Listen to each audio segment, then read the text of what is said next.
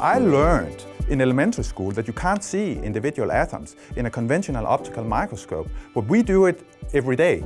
And actually we let any visitor that comes to the lab catch their own single atom and photograph it if they wish to.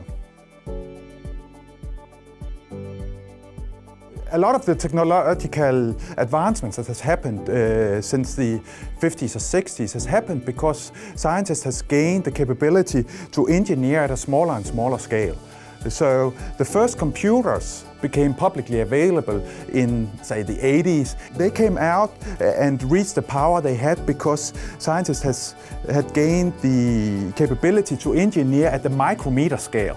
And in the 90s we went into the nanometer scale, which is 1,000 times smaller, and that has continued.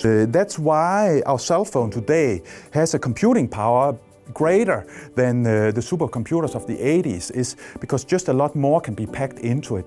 What we are trying to do is take that journey to its ultimate limit. That's to be able to operate on the atomic scale, trying to build small structures, atom by atom. We've been the first group in the world in order to be able to deterministically or at demand prepare individual atoms. So in our lab, if you push the button, you get one atom exactly where you want it. Building on this, we were the first group in the world who were able to produce on-demand individual atom in a particular quantum state. We were also the first group in the world to do individual molecule formation experiment in the way that we're doing it by bringing two atoms together and forming molecules in a controlled way with light.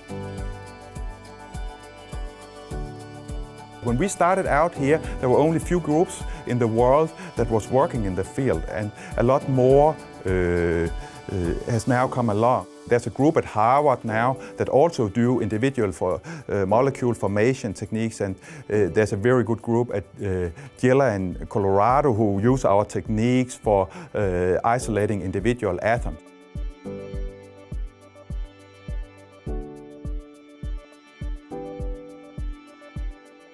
To operate at the atomic level is very, very hard.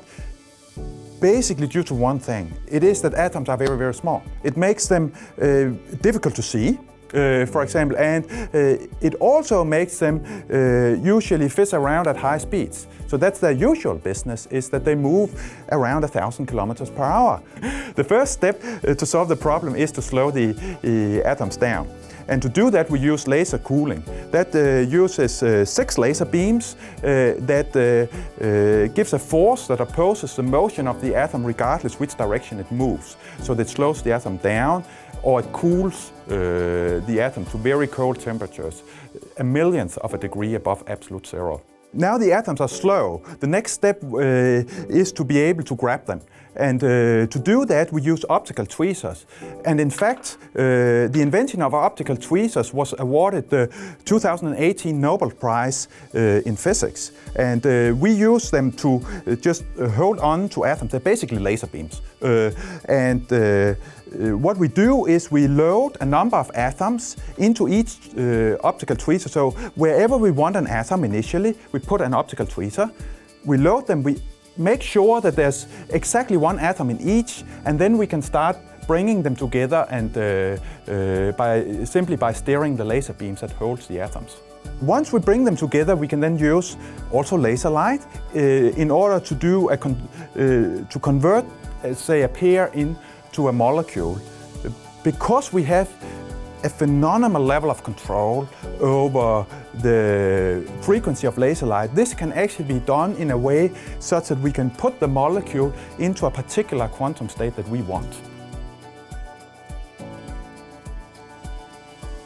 What we're doing is we're pushing the boundaries for what can be done on the microscopic level. What that will enable of technologies in the future is up to the future generations to decide. Just like some decades ago, some guys invented the laser. This was considered a toy for scientists, but new generation took this and made the internet with it. What we're doing is free for future generations to do with what they want.